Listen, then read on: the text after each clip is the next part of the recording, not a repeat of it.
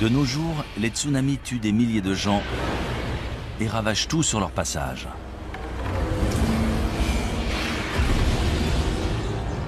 Les séismes détruisent des villes entières. Et les ouragans dévastent le paysage, entraînant des centaines de morts et des milliers de réfugiés dans leur sillage. Il y a toujours eu des catastrophes naturelles sur Terre. Ces catastrophes peuvent-elles réellement effacer toute trace de notre existence, y compris l'art, l'architecture et la technologie? Non seulement c'est possible, mais c'est ce qui se produit inlassablement. D'importantes catastrophes naturelles ont très bien pu détruire d'anciennes civilisations sans en laisser de traces. On pensait avoir évolué naturellement du statut de chasseur-cueilleur vers des sociétés plus complexes, mais ce n'est pas si évident que ça. Récemment, des scientifiques ont trouvé des traces de cultures antiques prospères, des milliers d'années plus anciennes qu'on aurait pu l'imaginer. Que leur est-il arrivé? Comment ont-elles disparu? Et est-ce que cela pourrait se reproduire? Depuis toujours, les éléments imposent leurs lois aux habitants de la Terre. L'humanité est condamnée. Sommes-nous vraiment destinés à disparaître de la surface de la Terre? Notre civilisation va-t-elle, elle aussi, disparaître à jamais?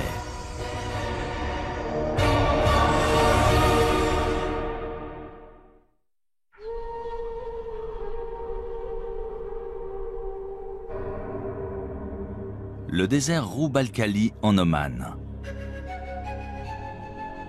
Ce territoire menaçant et désolé de la péninsule arabique est indiqué sur les cartes sous le nom de quart vide.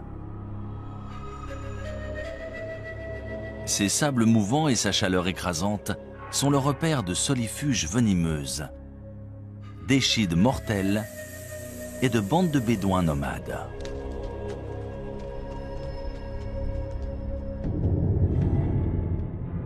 Mais si l'on en croit d'anciennes légendes, cette région était très différente. C'est ici, il y a environ 5000 ans, qu'existait autrefois un royaume mythique appelé Hiram. Connu pour sa richesse et sa splendeur, Dieu l'aurait détruit pour le punir de sa vilainie et de sa corruption. On en parle dans différentes sourates du Coran. Il est dit que le vent s'est mis à souffler et a détruit la ville parce que ses habitants ne voulaient pas suivre la parole de Dieu. Des prophètes sont venus pour essayer de les changer, de les purifier, mais ils ont refusé. Du coup, la ville et sa civilisation ont été détruites.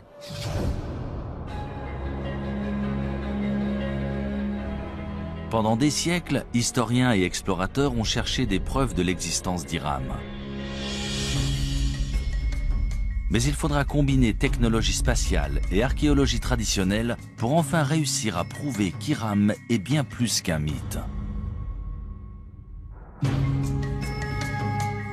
En 1983, Nicholas Clapp, archéologue amateur, adresse une étrange requête à la NASA qui donne lieu à une expédition commune dans la péninsule arabique.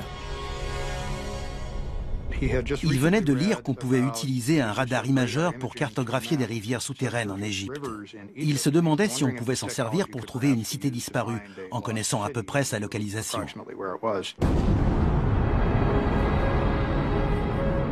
Transportée à bord de la navette Columbia, cette technologie appelée radar imageur spatial fonctionne comme un appareil de radiographie souterrain. On enregistre d'abord des images depuis l'espace, puis on les modifie numériquement pour faire ressortir des détails invisibles à l'œil nu, notamment d'anciens lits de rivières et des routes de caravanes aujourd'hui enfouies sous le sable. Je n'aurais jamais cru qu'on pourrait découvrir depuis l'espace une cité disparue. Mais ils ont persisté et étudié des détails qui semblaient intéressants. Les images satellites ont un gros avantage. Elles permettent d'observer une région entière, de voir les détails dans leur contexte. Voilà une image d'un radar spatial d'une partie du Sahara, le désert au sud-ouest de l'Égypte, aujourd'hui l'un des endroits les plus secs de la planète. Cette large bande, c'est un ancien canal fluvial aussi large que la vallée du Nil. Et à l'intérieur, on peut voir un canal plus petit. Et voilà ce qu'on verrait une fois sur place. Là, on est au milieu de l'un de ces fleuves et on regarde une rive découpée plus haut.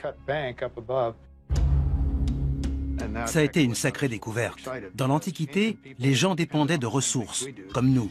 Ils avaient besoin d'eau et de réseaux de transport. On a vu la relation entre ces différents éléments et découvert des pistes dans cette zone. Ça a été un point de départ dans notre recherche d'Iram. Les images satellites de Roub al-Khali montrent aussi d'anciennes routes de caravanes convergeant vers une zone le long de la frontière est du quart vide.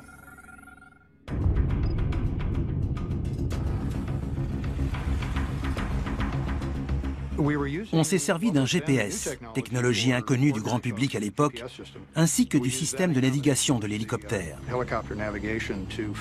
C'est comme ça qu'on a trouvé la route qu'on avait vue sur les images satellites et qu'on l'a suivie dans le désert. C'était vraiment passionnant. On a décidé d'atterrir dans cette zone, près d'une sorte d'immense colline et d'un puits ou d'une source.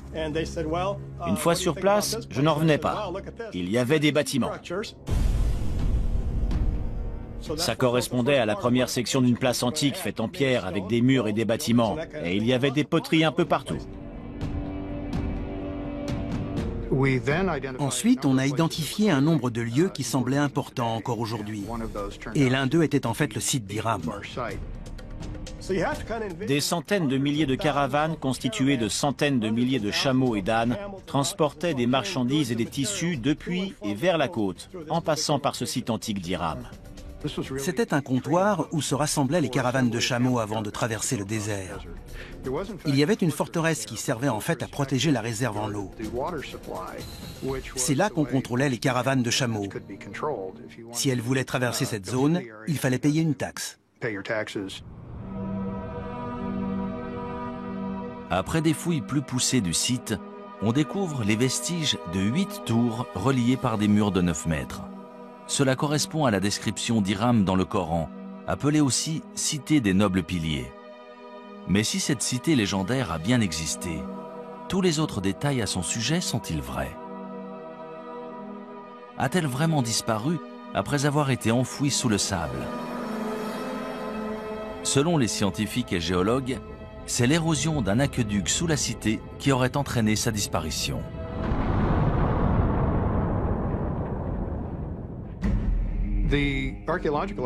Si l'on en croit les preuves archéologiques autour du site, lorsque les réserves en eau ont diminué, la forteresse s'est effondrée dans un entonnoir et les gens ont fui.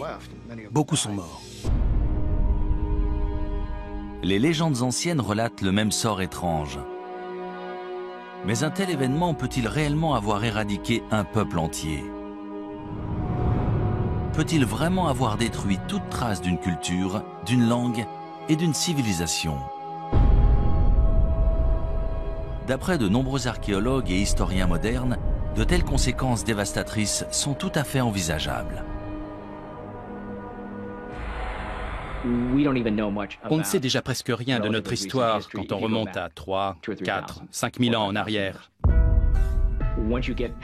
Alors, si l'on remonte avant la dernière glaciation, voire les 2 dernières, tout a changé, y compris les civilisations, les organisations et les communautés humaines. Tout a été perdu. Les premières cultures, en particulier celles qui n'avaient pas l'écriture, ont été en grande partie oubliées. On n'a aucune trace historique et les seules traces qu'on puisse trouver sont archéologiques. Cela sous-entend qu'un archéologue trouve des vestiges de ces civilisations et se base dessus pour reconstruire leur histoire.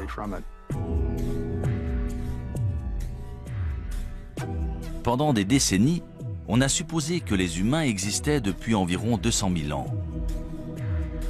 Et que ce qu'on appelle la civilisation était apparu il y a seulement quelques milliers d'années. Mais de nouvelles découvertes remettent constamment en question ce que nous savons réellement de notre histoire.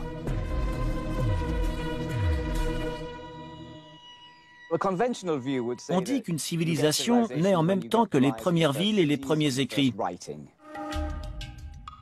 C'est ce qui est arrivé entre 3000 et 5000 ans avant Jésus-Christ en Mésopotamie, soit à l'Irak aujourd'hui. C'est à ce moment-là qu'on est passé de groupes de chasseurs-cueilleurs à une société agraire, c'est-à-dire à des gens capables de faire pousser leur nourriture. C'est ce qui a permis de rester à un endroit précis. Et c'est avec cette sédentarisation de l'humanité qu'on a commencé à parler du concept de civilisation.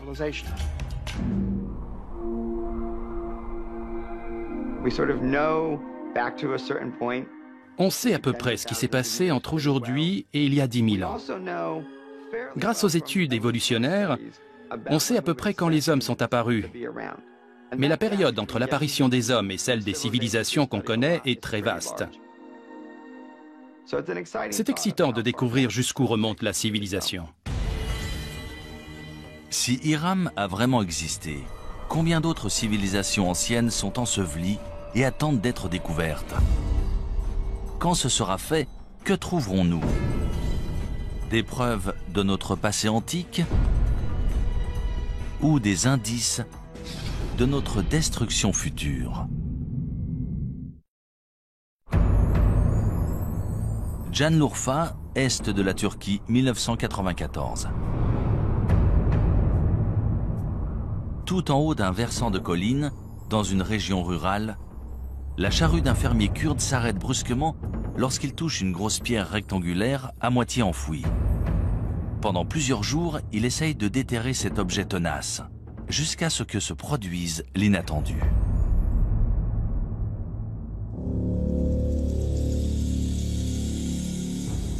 Le fermier découvre des traces de formes étranges sculptées dans la pierre. Très vite, sa découverte attire sur le site des équipes d'archéologues venus du monde entier. Après des fouilles minutieuses, on découvre une série d'immenses mégalithes présentant des sculptures d'animaux en relief extrêmement bien conservées.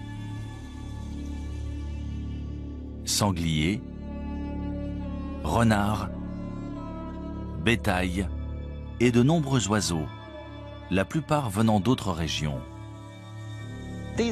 Ces dessins sont magnifiquement exécutés. Certains lions sont absolument incroyables. C'est un site extraordinaire. Mais ce n'est pas le plus étonnant.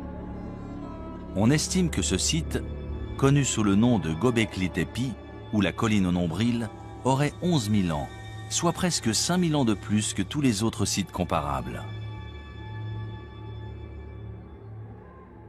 Göbekli Tepe a tout changé pour les archéologues. Suite à cette découverte, on a dû élargir notre définition du terme civilisation. On a tous été très surpris de découvrir Göbekli Tepe. On n'avait encore jamais vu de site aussi élaboré. C'est une découverte incroyable, surtout pour une période aussi ancienne. Göbekli Tepe est un site remarquable. Ces sculptures datent de 7000 ans avant les grandes pyramides. On se demande souvent comment les Égyptiens ont pu avoir accès à cette technologie et ce savoir-faire à leur époque. Mais maintenant, tout nous apparaît sous un nouveau jour. Göbekli Tepe a été érigé 7000 ans plus tôt.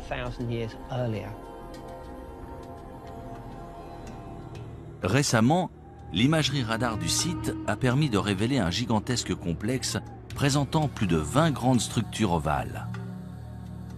Chacune est composée de colonnes mégalithiques en forme de T, ainsi que de 4 piliers sculptés en calcaire, reliés par des murs d'1,80 m et disposés dans un cercle mesurant entre 10 et 30 mètres de diamètre. Ils avaient tout organisé, tout prévu. Ils ont réussi à mobiliser des ouvriers et à entretenir ce site qui a ensuite été visité pendant de très longues années. Chaque pierre devait peser entre 15 et 20 tonnes, certaines même entre 40 et 60 tonnes. Quand on pense à l'organisation que ça a dû nécessiter, C'est tout simplement remarquable. De toute évidence, il devait y avoir des centaines, voire des milliers de personnes impliquées dans ce projet. Mais qui a construit Göbekli Tepe? Et à quoi servait cette structure? Göbekli Tepe a tout bouleversé. On pensait avoir évolué naturellement du statut de chasseur-cueilleur vers des sociétés plus complexes, mais ce n'est pas si évident que ça. D'après l'archéologue in situ Klaus Schmidt, il s'agit d'un centre régional majeur. Le site est très impressionnant et sur place, on a l'impression d'avoir le monde à ses pieds. Selon certains archéologues, les tribus nomades du néolithique parcouraient de grandes distances pour atteindre Göbekli Tepe et participer à des fêtes rituelles. Selon d'autres, ces ruines seraient celles d'un temple, voire d'un lieu de sacrifice. Ils devaient se rassembler pour une sorte de cérémonie religieuse. Ces ruines sont forcément un sanctuaire ou un centre religieux. Ce ne sont ni des maisons ni des tombes. On dirait un lieu de cérémonie. Selon de nombreux chercheurs, Göbekli Tepe aurait été utilisé pendant presque 2000 ans. Mais 7000 ans avant Jésus-Christ, les cercles de pierre auraient été enfouis et abandonnés intentionnellement. Pourquoi ? Pourquoi enterrer cet incroyable complexe composé d'au moins 20 structures différentes, voire plus? D'après moi, quelque chose a changé et ils ont dû partir. Et le meilleur moyen d'abandonner le site, c'était de tout enfouir. On n'abandonne pas tout comme ça. Ces sites sont si importants, si sacrés que lorsqu'on les quitte, on les recouvre pour les protéger. Et ensuite on reconstruit par-dessus ou à côté. C'est le cas ici. On a la preuve qu'ils ont recouvert intentionnellement ces temples avant d'en bâtir un autre ailleurs. Ce n'est pas si simple. Il faut remettre ça en contexte. C'était la toute fin de la dernière période glaciaire, une ère de grands changements. On a des preuves qu'une catastrophe a eu lieu à cette époque sur le continent américain, probablement suite à l'impact d'une comète ou d'un astéroïde.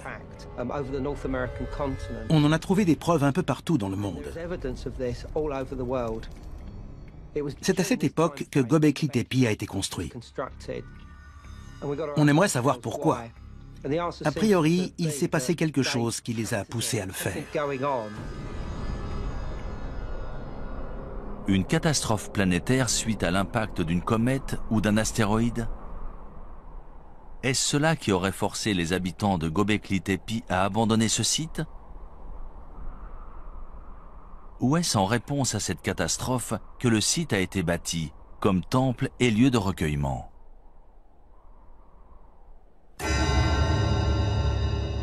Selon certains chercheurs, la réponse se trouve tout près, au mont Ararat. Dans la Bible hébraïque, c'est là que l'arche de Noé aurait échoué une fois les eaux du déluge refluées. En fait, le mont Ararat se trouve à seulement une centaine de kilomètres de Göbekli Tepe. Quand on observe les animaux sculptés à Göbekli Tepe, il est impossible d'expliquer pourquoi certains d'entre eux ont été représentés étant donné qu'on ne les trouve pas dans cette région.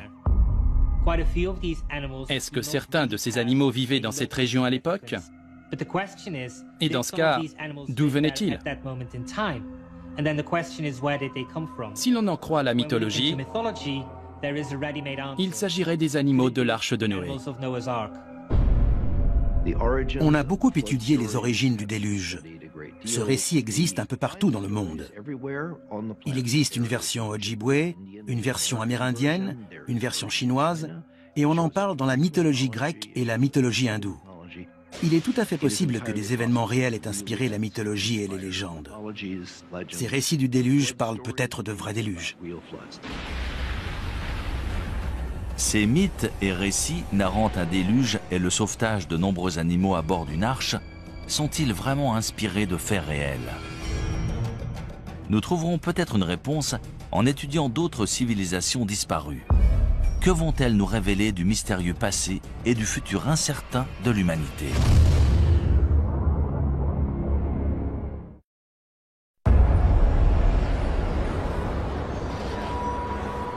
« 26 décembre 2004, Sumatra en Indonésie.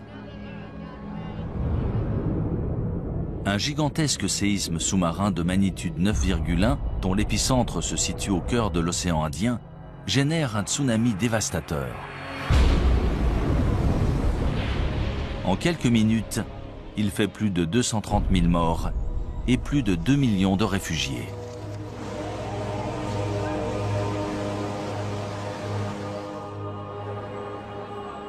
Sept ans plus tard, le 11 mars 2011, un séisme de magnitude 9 fait trembler le nord-est du Japon. C'est le plus puissant séisme qu'ait jamais subi l'île.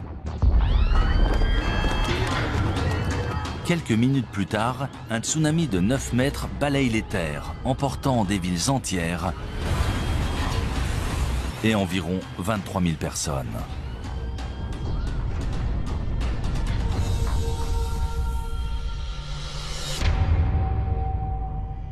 Si des villes modernes, conçues en prévision de telles catastrophes, peuvent être emportées en quelques minutes, c'est peut-être ce qui est arrivé à de nombreuses civilisations antiques, aujourd'hui disparues. Il y a toujours eu des catastrophes naturelles sur Terre. Tsunamis, séismes, éruptions volcaniques, et cela bien avant qu'il y ait des hommes pour en faire le récit. On sait que les volcans ont fait des ravages parmi les civilisations. Pompéi en est l'exemple parfait. Le Vésuve est entré en éruption et une région entière a été figée dans le temps et détruite. Les cités de Pompéi et Herculanum ont été ensevelies sous les cendres et les pierres volcaniques, mais aussi sous les coulées de lave qui les ont atteintes. Elles ont été préservées, et c'est seulement plus de 1500 ans plus tard qu'on a découvert qu'elles étaient encore là. Malheureusement, face à une catastrophe naturelle de cette ampleur, même une société sophistiquée et à la pointe de la technologie risque soit d'être suspendue et de perdre des décennies de progrès, soit d'être complètement détruite. Héraclion en Crète. En 1894, Sir Arthur Evans, linguiste et archéologue britannique, se rend sur cette île de la mer Égée pour traduire des tablettes en argile récemment découvertes et supposées datées de l'Antiquité grecque. Cependant, ce qu'il découvre surprend les historiens du monde entier. Cette écriture hiéroglyphe n'est pas grecque, mais issue d'une civilisation inconnue datant de 5000 ans avant Jésus-Christ. 3 ans plus tard, Sir Evans mène une expédition et découvre ce qu'on appellera le palais de Knossos.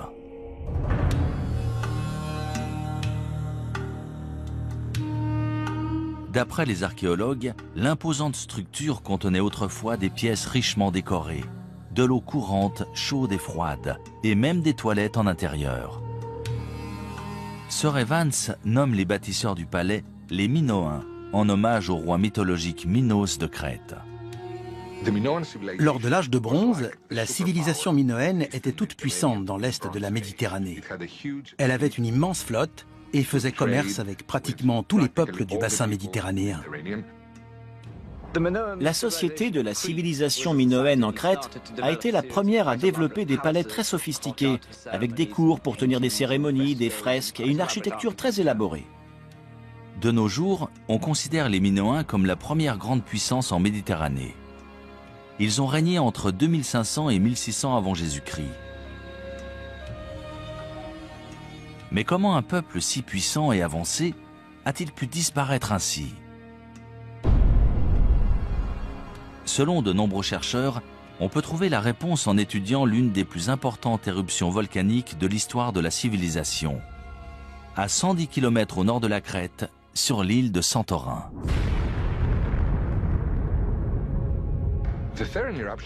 L'éruption de Santorin s'est déroulée en 2 ou 3 phases sur plusieurs jours, voire plusieurs semaines. On pense que les habitants de l'île ont détecté des signes qui les ont avertis, vu qu'on n'a pas trouvé de squelette à Santorin, contrairement à Pompéi. Les habitants de Santorin ont eu le temps de s'enfuir. En revanche, les habitants de Crète ne s'attendaient pas à ce que l'éruption ait de telles conséquences chez eux.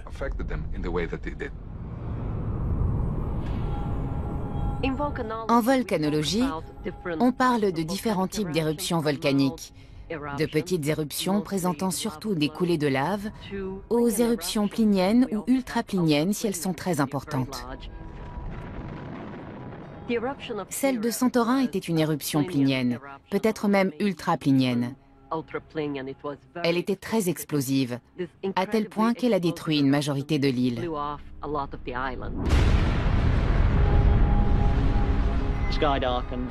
Le ciel s'est assombri, le panache volcanique s'est propagé, envoyant descendre jusqu'à l'île de Rhodes et le sud-ouest de la Turquie. Dans les autres directions, on pouvait entendre les explosions au loin, au fur et à mesure que l'éruption progressait. Tout laisse à croire que la violente éruption volcanique de Santorin a généré un énorme tsunami qui s'est abattu sur les villes portuaires de la Crète. Voici une reproduction de la mer Égée dans l'est de la Méditerranée et du volcan de Santorin. On va voir ce qui s'est passé juste après l'éruption du volcan. Tout d'abord, on a ce qu'on appelle une vague de remblayage, suite à l'effondrement de la caldeira du volcan. Ça crée un trou dans la mer. Ensuite, la vague commence à se propager et se dirige vers la Crète, là où vivaient les Minoens. Voilà la vague initiale, elle commence à se propager. Là, c'est la Crète, et dans 20-25 minutes, la vague l'atteindra. Quand elle s'est abattue sur la Crète, la vague mesurait entre 4,50 m et 9 mètres de haut.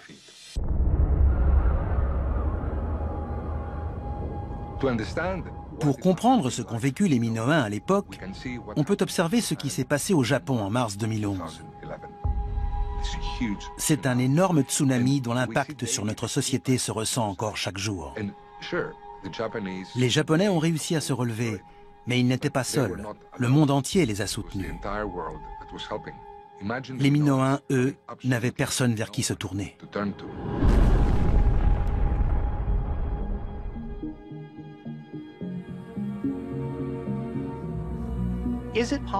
Est-il possible qu'une civilisation ait existé, ait été détruite, puis qu'une autre civilisation ait vu le jour au même endroit, ignorant tout de celle qui l'a précédée? C'est une théorie fascinante qui entraîne bien des hypothèses. Du coup, de nombreuses personnes se demandent s'il n'y a pas eu une civilisation sur Terre bien avant toutes celles déjà connues, mais dont on ne saurait absolument rien.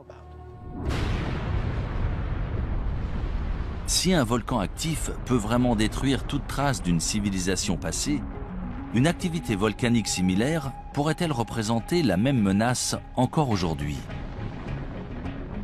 C'est ce que croient les volcanologues. Ils s'inquiètent qu'une telle catastrophe puisse menacer la côte est des États-Unis. L'île de La Palma, près de Tenerife dans les Canaries, présente une faille. On pense qu'une grande partie de l'île pourrait s'effondrer dans l'océan et, de ce fait, générer un gigantesque tsunami. L'effondrement d'un volcan dans les îles Canaries, le Cumbre Vieja ou La Palma par exemple, pourrait entraîner des dommages sur 20 000 km de côte, de Terre-Neuve jusqu'à la côte est des États-Unis, en passant par les Caraïbes et le nord du Brésil. D'après les simulations, lorsque la vague atteindra la côte est des États-Unis, elle fera 10 à 20 mètres de haut. C'est à peu près la taille de la vague qui s'est abattue sur Sumatra après le séisme de 2004 et de celle qui s'est abattue sur le Japon après le séisme de 2011. Une catastrophe naturelle de type éruption volcanique, séisme ou tsunami, peut-elle réellement détruire toute trace d'une civilisation? Au point de bouleverser l'histoire de l'humanité pour les siècles à venir.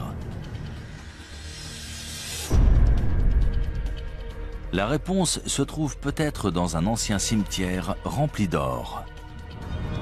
dans une ville côtière sur la mer Noire.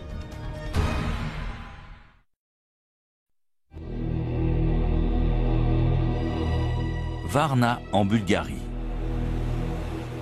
Pendant des siècles, cette ville balnéaire de la mer Noire a attiré voyageurs et commerçants en provenance d'Europe et du Moyen-Orient. Au IIe siècle avant Jésus-Christ, les Romains ont profité des sources chaudes locales pour construire une immense série de bains publics.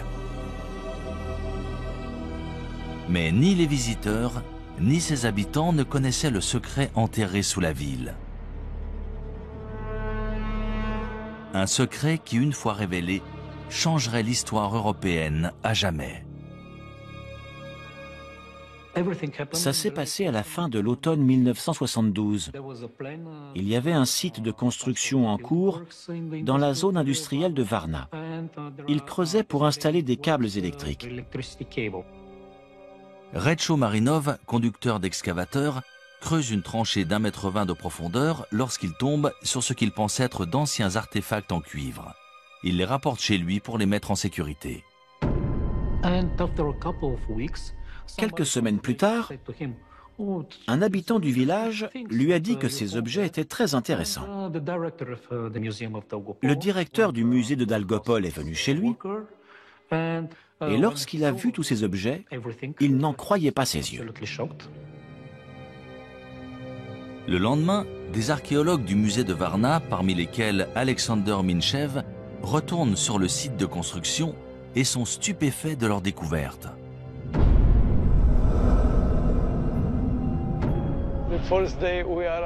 Lorsqu'on est arrivé sur le site, on a vu plusieurs pièces d'or sur la route, écrasées par des semelles de chaussures. Les ouvriers de l'usine passaient plusieurs fois par jour, sans le savoir, près de ces kilogrammes d'or. Personne n'aurait cru que de tels trésors étaient cachés sous un champ, dans une zone pareille.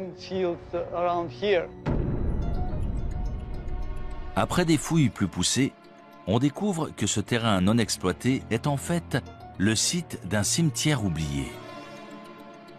Il contient plus de 300 tombes datant d'environ 4500 ans avant Jésus-Christ, selon les archéologues. En plus des ossements d'anciens résidents de Varna, ils découvrent des preuves troublantes d'une ancienne civilisation avancée et florissante.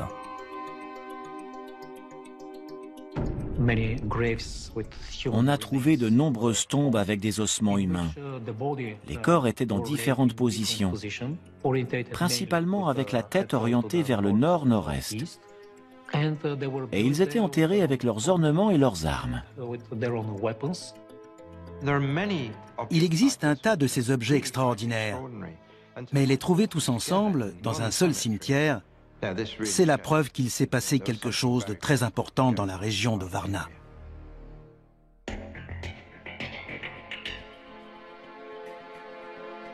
On a trouvé à l'intérieur de ces tombes plus de 15 000 artefacts à la conception élaborée, notamment des haches en cuivre et une grande quantité de bijoux en or et en jade. La tombe 43 de Varna est très spéciale. C'est l'une des plus abondantes. On y a trouvé un corps d'homme entre 40 et 45 ans et des objets incroyables, notamment un préservatif en or. C'était un symbole de puissance sexuelle, de pouvoir du mâle et de fertilité. D'un côté, on a ce préservatif et de l'autre, une masse en or qui est un symbole politique. On n'avait encore jamais vu nulle part ailleurs cette combinaison de symbolisme politique et sexuel. L'or, c'est un signe de statut. C'est un matériau très rare, qui brille et ne se ternit pas, qui est durable. C'est pour ça qu'il est signe de haut rang social et qu'on l'exhibe. Les archéologues ont trouvé des objets en or dans de nombreuses tombes, la majorité concentrée seulement dans une poignée d'entre elles. Suite à la découverte inattendue de Varna, les historiens ont découvert les premiers Européens sous un nouveau jour. Dans les peuplements que l'on connaît, qui datent de 1000 à 2000 ans avant Varna, on a trouvé des objets, souvent très beaux, mais rarement liés au rang social. Il n'y avait pas autant de différence entre les familles. Ici, sur 300 tombes, il y en a 8 incroyablement riches. C'est une concentration importante.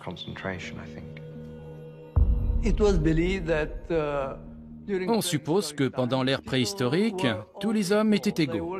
Ils travaillaient ensemble, partageaient leurs récoltes. Il n'y avait aucune différence, ni d'ordre social, ni autre. Ils étaient sûrement comme nous. Ils aimaient l'or et les bijoux, et ils se servaient d'outils. Ils n'étaient pas différents de nous. Eux, c'est nous. Varna aurait servi de pôle aux commerçants préhistoriques qui transportaient des armes en cuivre vers des régions aussi éloignées que la France et l'Espagne. Presque 1500 ans avant la naissance de pôles de commerce similaires en Mésopotamie. Varna est aussi associé à l'armement, la guerre et les batailles. On a trouvé un grand nombre d'armes dans ces tombes. Haches de guerre, fer de lance, tête de flèche. Puissance et guerre vont toujours de pair. C'est évident. Avant la découverte de Varna, on connaissait des sociétés très complexes dont on sait aujourd'hui qu'elles datent de l'âge de bronze. Stonehenge est l'une de ces sociétés complexes. Mais Varna date d'au moins 3000 ans avant Stonehenge. La civilisation a mis énormément de temps à se développer. On pensait avoir trouvé tous les marqueurs en Égypte, en Mésopotamie et en Crète, mais Varna existait bien avant cela. L'aube de la civilisation européenne a commencé ici, sur ce site. Et pendant des milliers d'années sous ce sol, l'histoire a conservé ses secrets. Je n'arrive pas à imaginer ce qui serait arrivé si on n'avait pas trouvé Varna, si tous ces objets étaient encore sous nos pieds. Pourtant, un mystère subsiste. Comment la population de Varna a-t-elle disparu vers 4100 avant Jésus-Christ? On a la preuve qu'à la fin du 5e millénaire, probablement vers l'an 4200 avant Jésus-Christ, il y a eu un important changement climatique. Le niveau de l'eau a augmenté et les températures sont devenues plus élevées. De ce fait, les conditions agricoles se sont détériorées.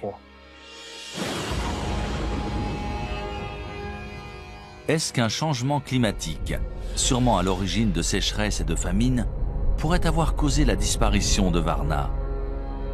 Récemment, des fouilles archéologiques au Moyen-Orient nous ont fourni de nouvelles informations. D'après de nombreux archéologues et spécialistes, ces découvertes vont nous permettre de résoudre le mystère entourant la disparition de Varna et d'autres cités disparues. Mais d'autres se basent sur des preuves différentes, plus incroyables encore. Celles des catastrophes naturelles et des cataclysmes de proportions mondiales, voire nucléaires. Des preuves qui impliquent que le temps nous est compté.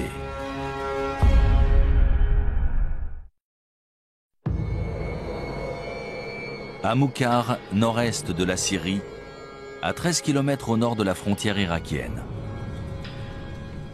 Au début de l'année 2000, une équipe d'archéologues de l'Institut oriental de Chicago fait une étonnante annonce. Ils ont découvert les ruines d'une civilisation inconnue datant de plus de 6000 ans.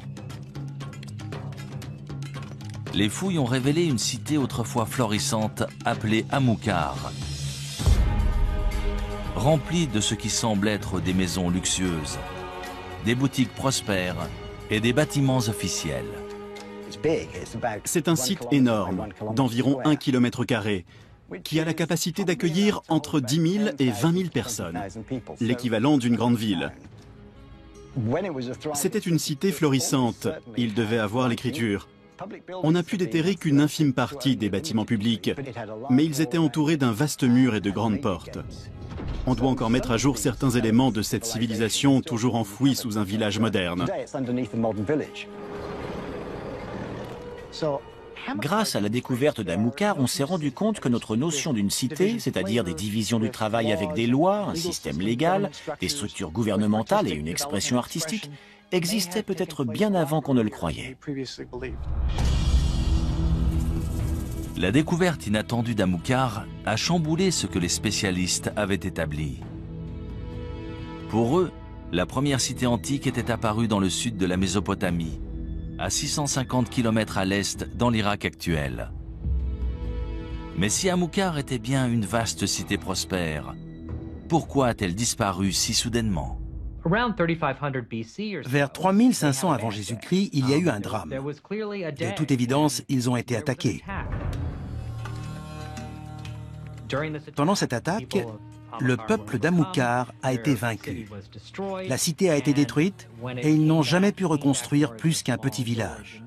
La cité ne s'est jamais remise de cette attaque. Une partie de ce peuple du 4e millénaire avant Jésus-Christ a été décimée. Lors du dernier décompte, on avait une douzaine de squelettes. Mais d'après ce que je sais, certains corps n'ont pas été enterrés dans les règles. Qu'une guerre ait détruit ce site, ça me semble plutôt convaincant.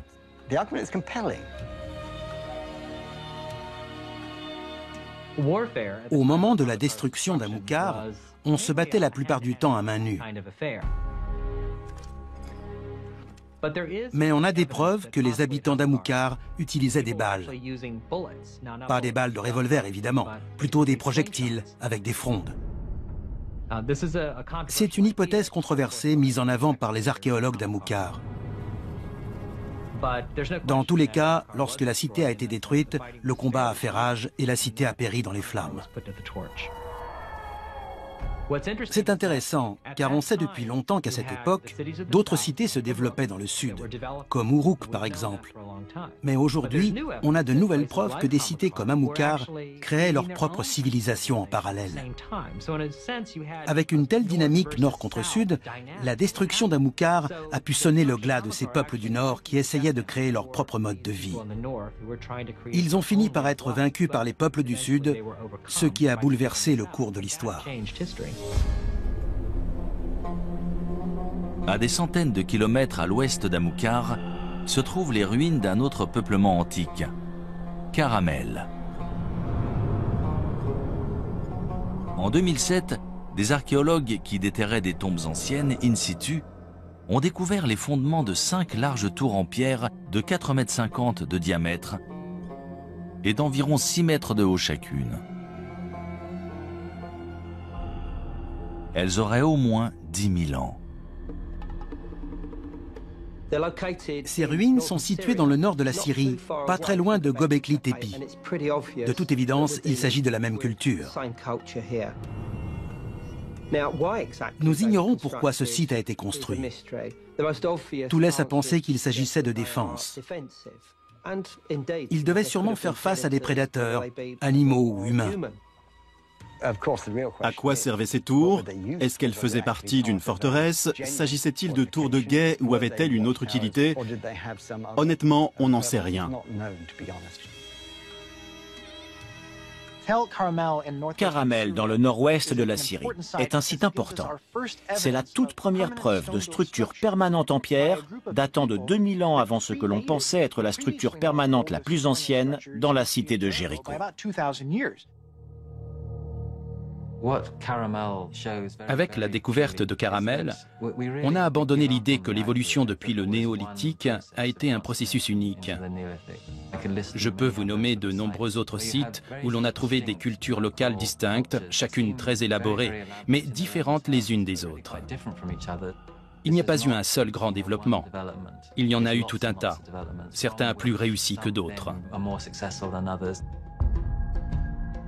Pour la plupart des spécialistes, Caramel et Amukar ont été détruites par des armées venues du sud de la Mésopotamie. Dans l'Antiquité, il y avait énormément de conflits. Je ne parle pas de guerre mesquine et irréfléchie. Il s'agissait d'agrandir des cités, de s'approprier plus de territoires et de subordonner plus de villes pour taxer plus de résidents. Ces guerres territoriales sont-elles la seule cause de la destruction de ces grandes cités antiques? Depuis peu, une autre théorie infiniment plus hasardeuse a vu le jour. Caramel et Amilcar ont peut-être été victimes d'une étrange et spontanée explosion nucléaire. En 1972, des scientifiques du Gabon en Afrique découvrent des traces d'un événement nucléaire au cœur d'une mine d'uranium. On sait que les réacteurs nucléaires génèrent des déchets. En mesurant la quantité, on peut dire de quand ils datent. Et c'est comme ça qu'on a découvert qu'ils remontaient à 2 milliards d'années. Il y a un réacteur nucléaire dans le Soleil, à l'origine de toute vie. Mais pourrait-il y en avoir un sur Terre? Après tout, dans les années 50, on se demandait s'il était possible de créer un réacteur nucléaire naturel dans l'écorce ou le noyau terrestre. L'uranium-235 est notre principale source de réacteurs à fission nucléaire. C'est assez commun, plus que l'or. Sur l'échelle des larges éléments qui peuvent se diviser, celui-ci est relativement courant et peut être extrait. Pour créer une réaction nucléaire, il faut surtout 2 choses. Un uranium suffisamment dense et de quoi ralentir les neutrons. Le mieux pour ralentir des neutrons et obtenir une réaction en chaîne, c'est l'eau. Et dans cette zone d'Afrique de l'Ouest, il y avait la parfaite combinaison avec juste ce qu'il faut d'eau et d'uranium suffisamment dense pour obtenir un réacteur nucléaire. Avec un réacteur naturel, on peut engendrer une catastrophe de l'ordre de celle de Tchernobyl. 1 degré de radiation qui pourrait affecter la santé des gens. Si de l'uranium venait à alimenter un réacteur nucléaire naturel, cela engendrerait une fission nucléaire, et c'est ce qu'on veut éviter à tout prix. Dans tous les cas, ça serait sous terre. Ça aurait les mêmes effets qu'un volcan. Donc, ce serait bien une catastrophe naturelle. Selon certains scientifiques, une telle explosion nucléaire aurait balayé toute vie à des centaines, voire des milliers de kilomètres autour du site du dépôt d'uranium. Si cela s'est produit en Afrique de l'Ouest, pourquoi pas ailleurs? Peut-être même à Amilcar. Quand on sait que c'est arrivé à un endroit précis il y a environ 2 milliards d'années, on se dit qu'il y a forcément d'autres endroits, en particulier sous terre, où l'on n'a pas bien cherché. À mon avis, peu de gens croient que ces civilisations ont disparu suite à d'importantes catastrophes naturelles. Combien ont disparu il y a 20 ou 30 000 ans et dont on ignore encore tout? On ne se concentre que sur les civilisations des 5000 dernières années. On ne sait rien au-delà de l'histoire chinoise ou égyptienne.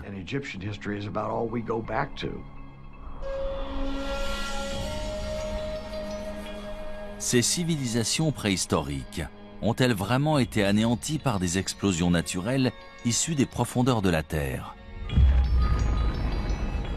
Ou est-il possible que ces cités antiques aient été détruites depuis beaucoup plus loin?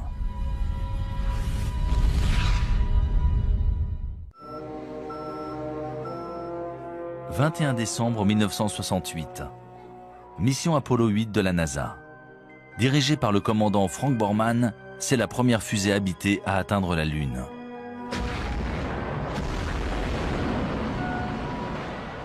Après avoir tourné 10 fois en orbite autour de la Lune, les astronautes capturent parmi les plus belles images de sa surface.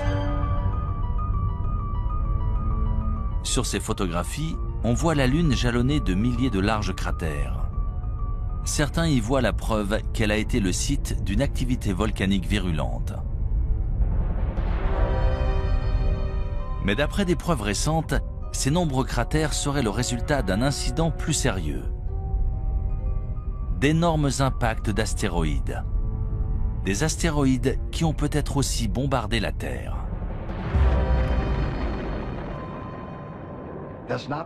Ce n'est pas un homme sur la Lune, mais des cratères. Et au cours de l'histoire de la Lune et du monde, de nombreux autres objets ont probablement touché la Terre, puis la Lune. Mais on n'en sait rien.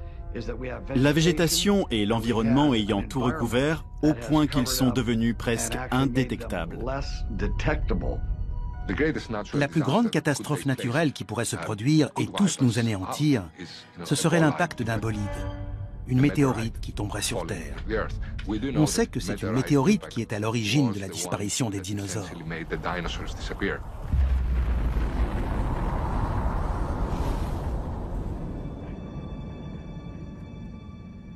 Nous voici au bord du météore cratère, site célèbre d'un impact de météorite dans le nord de l'Arizona.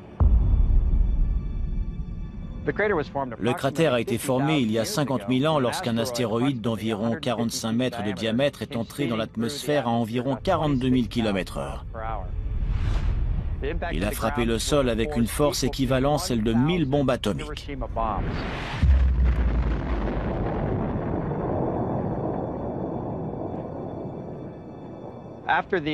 Aujourd'hui, le cratère fait environ 1250 mètres de diamètre, 4 km de circonférence et environ 168 mètres de profondeur. Pour résumer, si l'on plaçait le Washington Monument au fond du cratère, la pointe de l'obélisque serait au même niveau que les bords du cratère.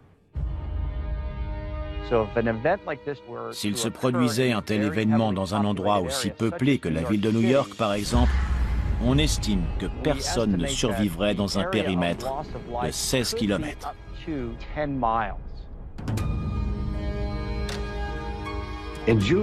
En juin 2002, il s'est produit un événement qui aurait dû tirer la sonnette d'alarme.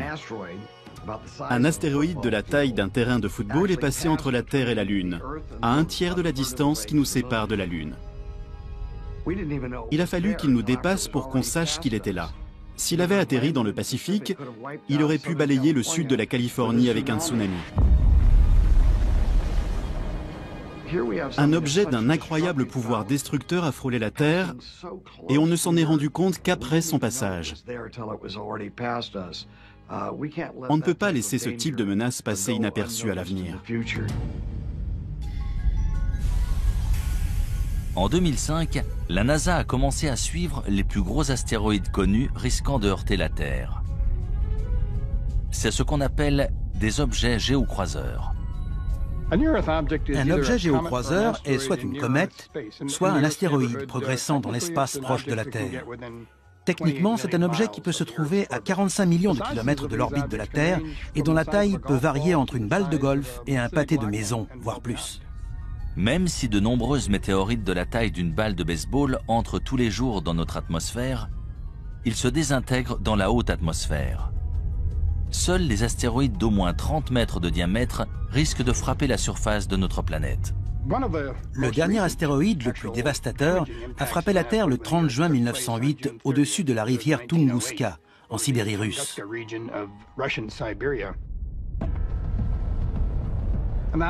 Un objet mesurant entre 30 et 40 mètres est entré dans notre atmosphère. La pression exercée à l'avant de ce petit astéroïde était plus importante que celle exercée à l'arrière. Du coup, il s'est aplati et a explosé à environ 6,5 km au-dessus de la surface de la Terre.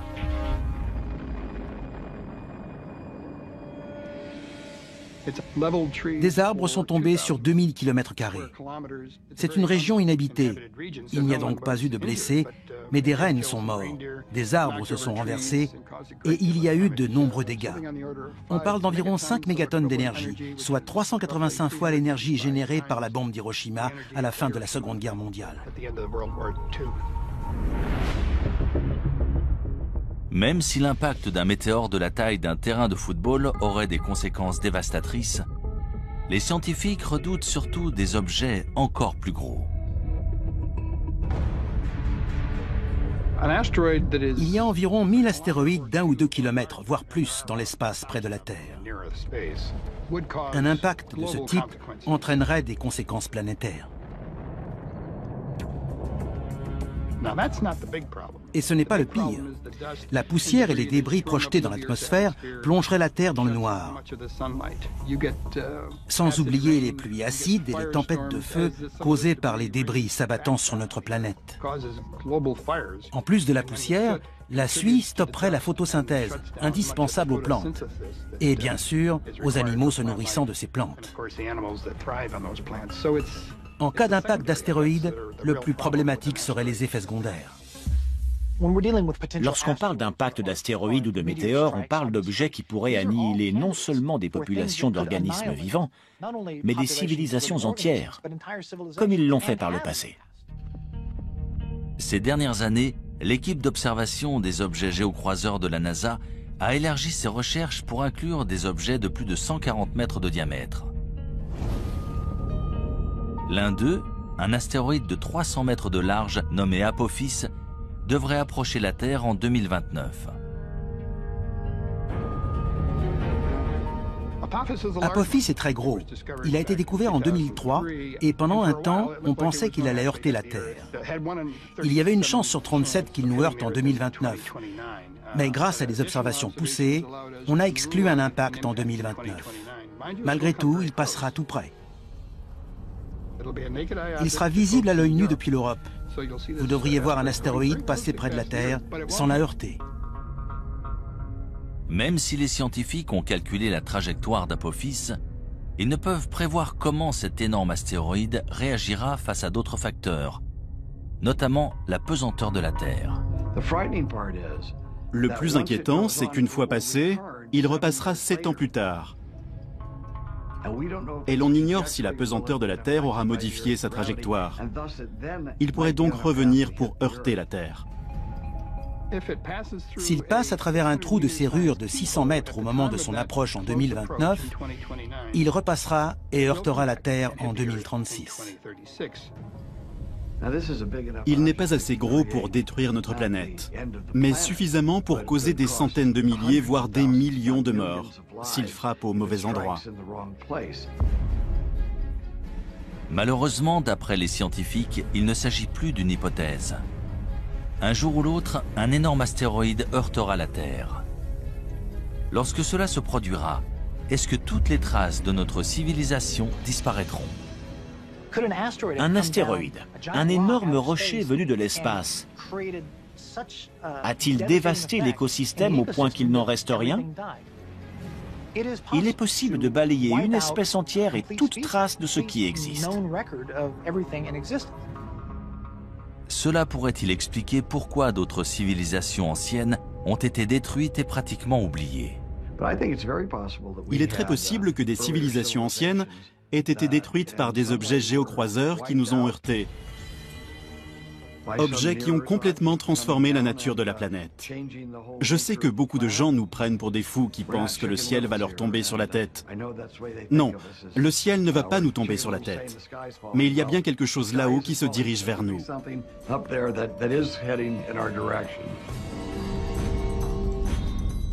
Si un météore heurte la Terre de notre vivant, que pourrons-nous entreprendre pour minimiser ces ravages? Sommes-nous suffisamment préparés pour ne pas perdre les siècles d'avancées technologiques dont l'humanité peut se vanter?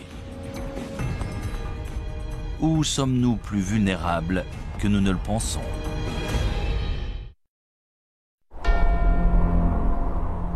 Le Kilimandjaro en Tanzanie.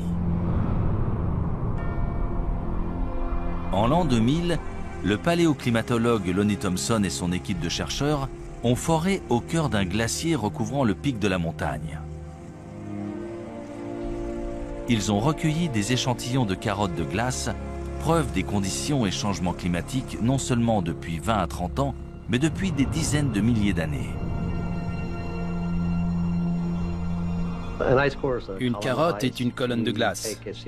On en recueille plusieurs à la surface pour retracer l'histoire du climat et de l'environnement dans différentes parties du monde. Ces carottes ont des couches bien distinctes et en mesurant l'épaisseur de ces couches, on peut calculer l'évolution des précipitations dans le temps.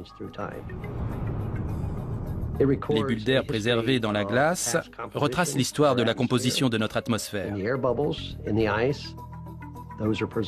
Là, on peut remonter jusqu'à 800 000 ans en arrière, en étudiant notamment le dioxyde de carbone, le méthane et le protoxyde d'azote. On peut même observer des micro-organismes pris dans la glace. D'ailleurs, on a ressuscité des organismes qui étaient dans la glace depuis plus de 50 000 ans. Tout ce qui est dans l'air est archivé dans la glace. On assiste à des périodes de calme, puis à des périodes où se produisent des cataclysmes. C'est ça la vie sur Terre, on passe de l'un à l'autre.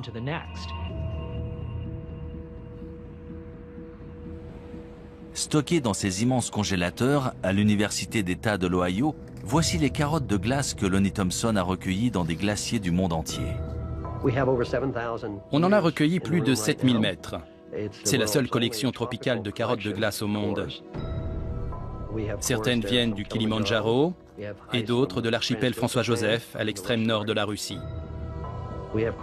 On a toute une collection provenant de l'Himalaya et du Tibet. La plus ancienne carotte jamais forée dans une région montagneuse vient de l'ouest de la Chine et date d'il y a plus de 750 000 ans. Les carottes de glace sur ce rayonnage proviennent du plateau de Bruce, dans la péninsule antarctique. Elles ont été forées cette année et seront découpées et étudiées dans le laboratoire. D'après une étude récente de ces échantillons, un événement climatique radical s'est produit sur Terre il y a environ 5200 ans.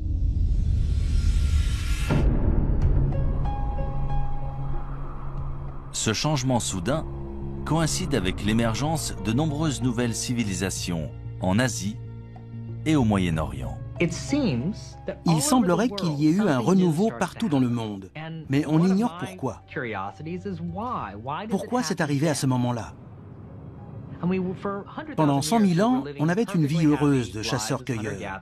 Et soudain, les choses ont changé. Qu'est-ce qui a entraîné ce changement? Il faut chercher un dénominateur commun. Et ce qui semble relier toutes ces sociétés agraires, c'est le climat.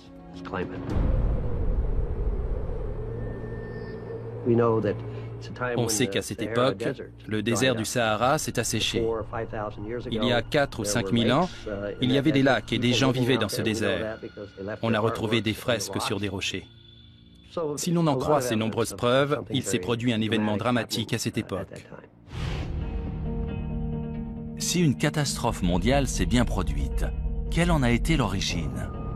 Une sécheresse planétaire? Un météore qui aurait heurté la Terre et déposé suffisamment de poussière pour nous plonger dans le noir? Ou s'agirait-il d'une éruption volcanique? Les éruptions volcaniques sont essentielles pour une planète. C'est comme ça qu'elle perd sa chaleur primordiale. Ça fait des milliards d'années qu'il y a des éruptions volcaniques sur Terre. L'existence des hommes ne représente qu'une fraction de ce temps.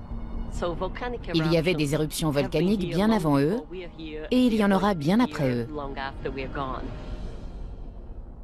Sans elles, la Terre ne serait pas ce qu'elle est aujourd'hui.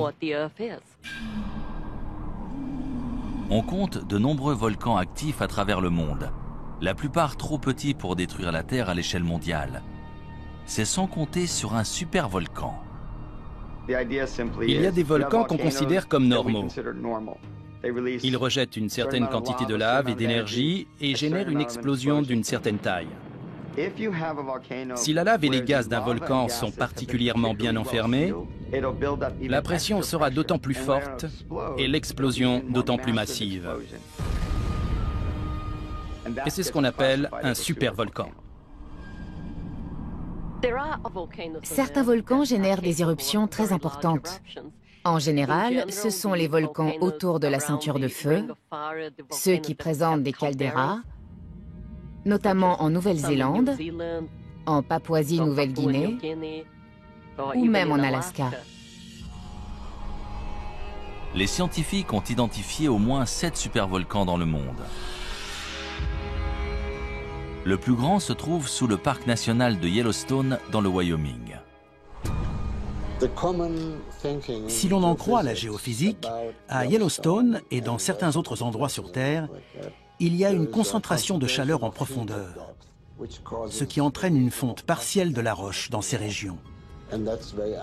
Et de ce fait, de temps à autre, cela peut provoquer une gigantesque éruption.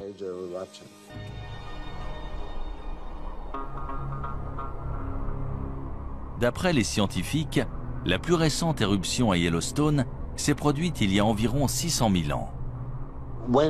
On ignore quand Yellowstone entrera de nouveau en éruption. On n'a aucun moyen de le savoir. Quand on prédit le temps ou un événement géologique, il y a toujours une marge d'erreur. On ne peut jamais savoir quand ça va précisément arriver. Yellowstone est un volcan relativement jeune. Il est entré en éruption pour la première fois il y a 2,5 millions d'années. Géologiquement parlant, c'est jeune. Ce serait terrifiant si Yellowstone donnait de nouveau une éruption catastrophique. Ce serait du jamais vu. À côté, une éruption du mont Saint-Helens, c'est ridicule. Cela entraînerait un changement climatique sur toute la planète. La température moyenne de la Terre chuterait et l'ouest des États-Unis serait ravagé. Tout serait recouvert de cendres. Il n'y aurait plus d'agriculture. Et ça durerait un moment. Cette éruption bouleverserait notre civilisation. La cendre et les gaz toxiques émis lors d'une grosse éruption pourraient créer un brouillard qui plongerait la planète dans le noir pendant plusieurs années. Dans l'obscurité, les récoltes et les animaux mourraient, condamnant les hommes à mourir de faim. Si Yellowstone explosait aujourd'hui, vu que nous sommes de plus en plus nombreux, les conséquences de l'éruption seraient beaucoup plus grandes que par le passé. 7 millions de personnes voient le jour chaque mois à travers le monde. C'est du jamais vu. Notre planète est vulnérable. Nous ne sommes pas prêts. Notre société moderne est aussi fragile que ces sociétés antiques de grande envergure. Il y a énormément d'habitants, on se repose sur les ressources de la Terre et à force de les utiliser de manière si intensive, on les détériore. Pour beaucoup, notre société est au bord de l'effondrement. Les hommes sont des êtres très dépendants par nature. On a tendance à l'oublier dans notre société actuelle, mais il existe des forces bien plus puissantes que nous. Ces forces ont toujours été là et ont déjà bouleversé des cultures et des civilisations par le passé.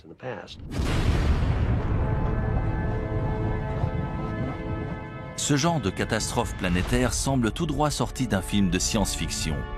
Pourtant, de nombreux gouvernements et entreprises se préparent à un tel événement. Malheureusement, une question subsiste. Leur plan fonctionnera-t-il ?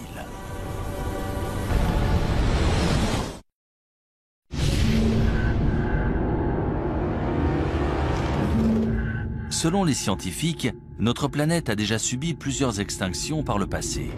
Suite à ces événements, le nombre de plantes et d'animaux s'est vu réduit à quelques spécimens. Mais si notre civilisation devait soudain s'éteindre, est-ce que toute notre culture et notre technologie disparaîtraient ?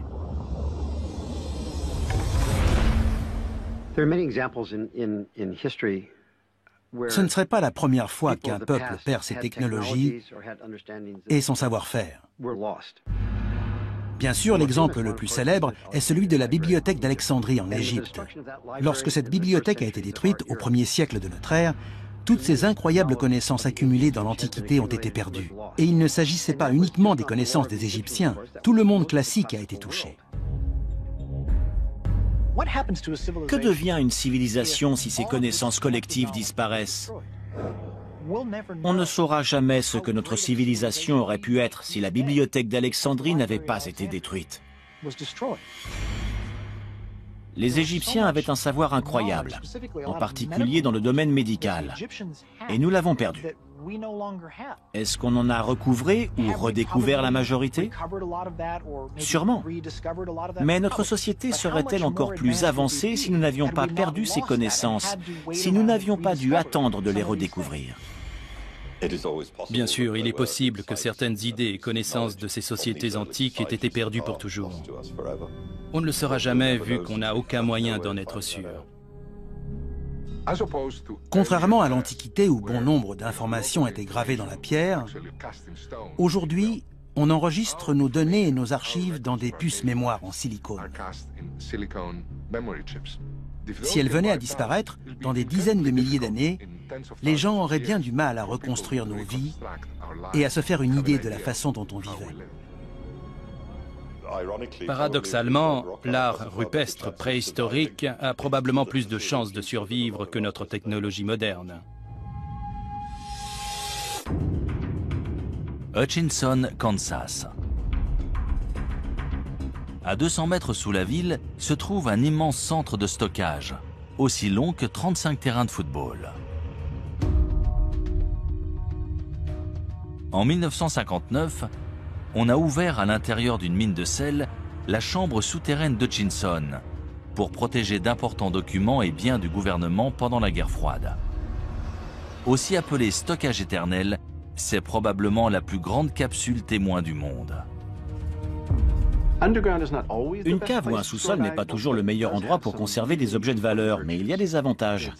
La température est stable et les réactions chimiques responsables de la dégradation des objets dépendent justement des changements de température. L'humidité joue aussi un rôle important. Un degré d'humidité stable, ni trop élevé ni trop bas, c'est idéal pour la conservation.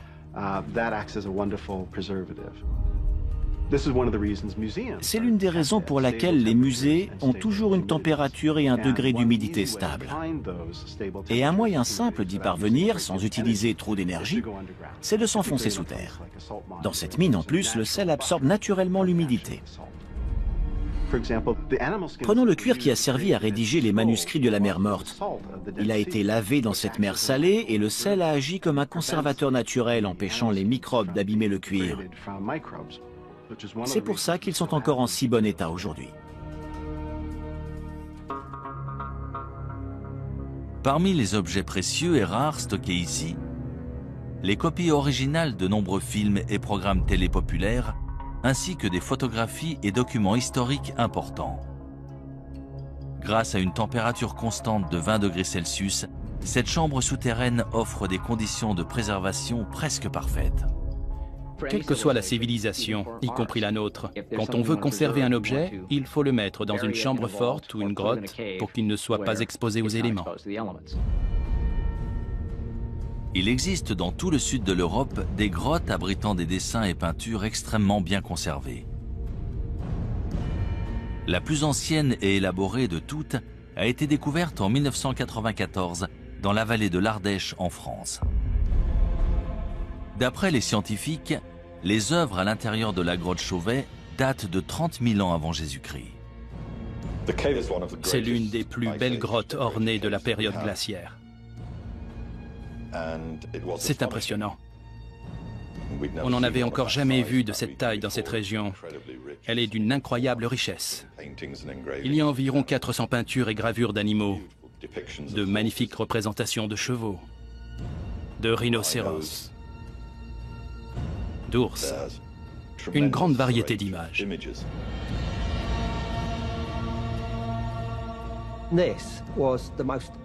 Ces représentations d'animaux sont tout simplement remarquables.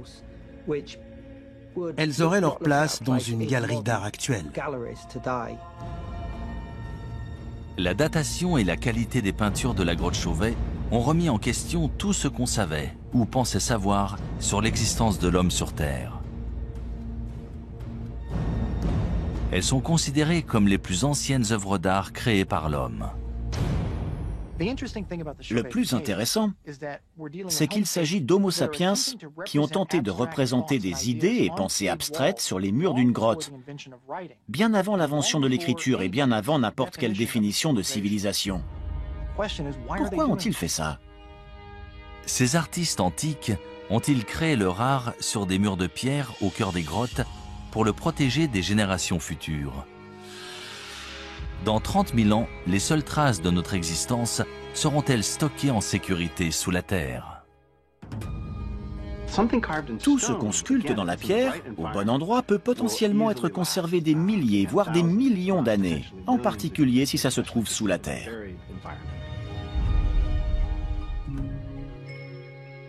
C'est sur une île norvégienne isolée, à 1300 km au sud du pôle Nord et à presque 125 mètres au cœur d'une montagne de grès, que se trouve la réserve mondiale de semences du Svalbard.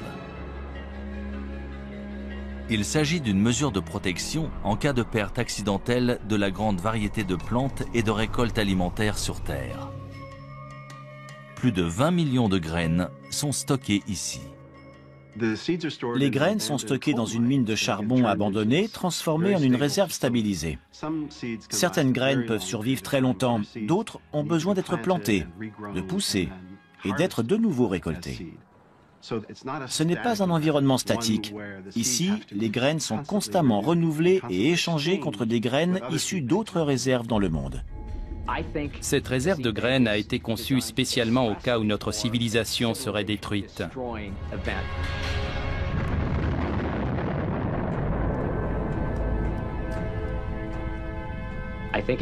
C'est un moyen de s'assurer que s'il reste des survivants, ils pourront reconstruire notre société.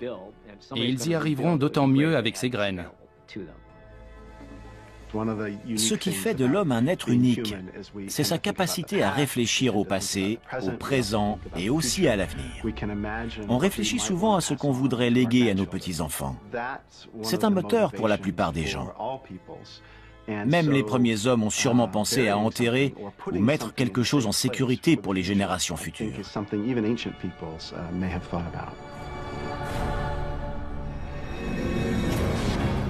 Si des civilisations anciennes ont délibérément conservé des preuves de leurs connaissances et technologies avancées dans des grottes ou structures souterraines, ces trésors cachés pourront-ils nous aider à savoir qui nous sommes et d'où nous venons?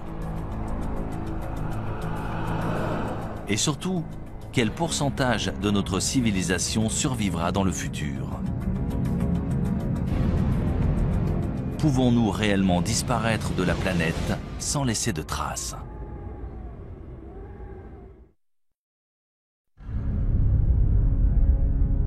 D'après les scientifiques, la planète Terre s'est formée il y a environ 4,5 milliards d'années. Pourtant, selon de nombreux spécialistes, l'humanité n'existe que depuis 200 000 ans. Pourrait-il se tromper? Des civilisations humaines ont-elles existé sur Terre il y a des centaines de millions d'années avant de disparaître sous la surface de notre planète sans laisser de traces? C'est probablement le cas, vu que la préhistoire humaine se mesure en millions d'années et que la civilisation, elle, se mesure en dizaines de milliers d'années. Il y a un trou, peut-être un type de civilisation qui nous a échappé. Tout semble indiquer que certaines civilisations très anciennes ont simplement disparu sans laisser de traces. 1 million d'années, même 100 millions d'années pour nous, c'est seulement une fraction de la durée de vie de la Terre. Il y a 100 millions d'années, des dinosaures vivaient sur Terre. Et si d'autres formes de vie existaient avant eux, il y a 1 milliard d'années? On n'a aucun moyen de le savoir et donc aucun moyen de dire « non, ça n'est jamais arrivé ». Si la Terre a bien subi une catastrophe planétaire, qu'est-il arrivé à la race humaine? Que se passerait-il si notre civilisation tout entière était balayée par une gigantesque éruption volcanique? Si l'atmosphère devenait toxique et qu'on mourrait tous, est-ce qu'on devrait de nouveau apprendre à faire du feu? Combien de temps ça nous prendrait? Seuls les habitants des régions les plus reculées survivraient. Ils redeviendraient des chasseurs-cueilleurs jusqu'à ce qu'ils arrivent à reconstruire une civilisation des milliers d'années plus tard. Si des civilisations passées ont bel et bien disparu, est-il possible que des traces de notre société moderne se retrouvent enterrées sous terre et finissent par être oubliées? Prenons l'exemple de Tchernobyl. On voit bien à quelle vitesse ces constructions modernes se sont délabrées. Regardez ces traces. En seulement 50 ans, la majorité de cette infrastructure s'est énormément détériorée. Imaginons qu'on nous demande de quitter New York, de l'abandonner là, tout de suite. Dans 1000 ans, elle serait ensevelie sous des débris, sous l'eau. La plupart des bâtiments se seraient effondrés depuis longtemps. Allons encore plus loin, disons dans 10 000 ans. Je doute que quelqu'un arrive à reconnaître quoi que ce soit. Il faudrait vraiment savoir ce qu'on cherche pour le trouver.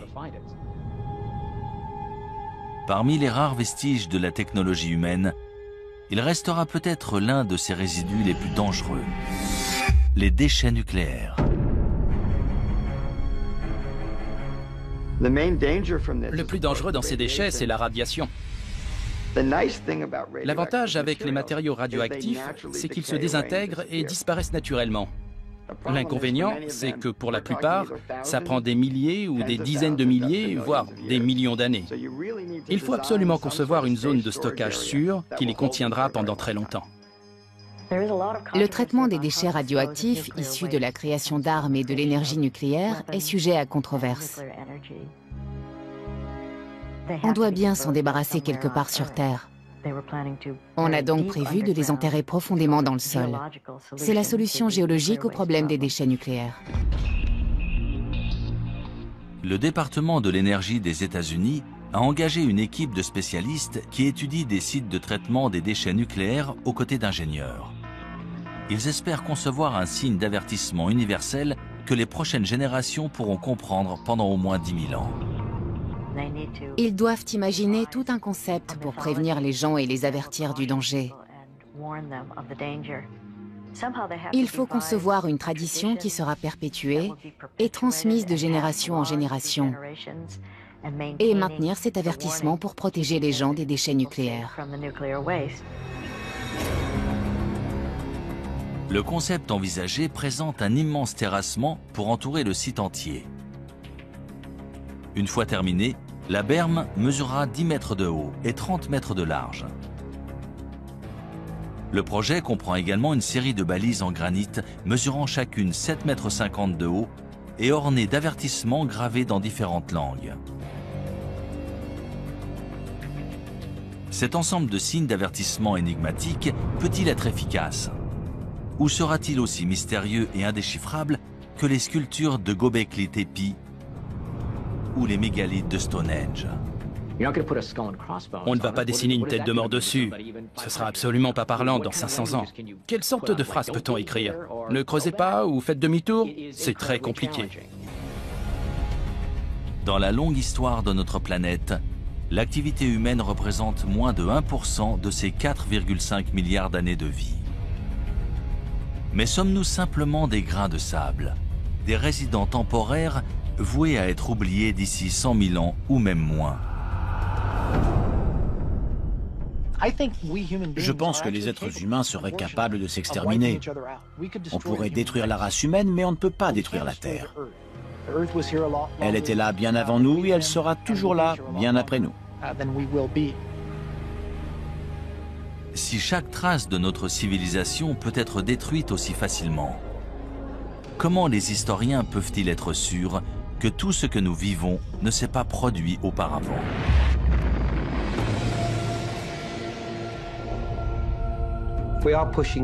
Plus ça va, plus on remonte loin dans l'histoire. À mon avis, on va finir par découvrir des vestiges qui nous feront réaliser que les civilisations ont bel et bien existé, bien plus tôt qu'on ne le pense. Des vestiges qu'on ne voit pas pour l'instant. Plus ça va et plus on repousse la date d'origine, qu'il s'agisse d'objets, des poteries par exemple, ou de la sédentarisation et l'usage du feu. Il ne faut jamais fixer une date et dire que ça n'existait pas avant. On finit toujours par trouver des preuves du contraire. Les civilisations ont sûrement évolué plus d'une fois. Elles ont été détruites par un événement, puis sont réapparues, et ça, c'est une leçon pour nous aujourd'hui. N'importe quel spécialiste vous le dira. Plus on a d'informations, plus on se rend compte qu'on ne sait rien de notre monde.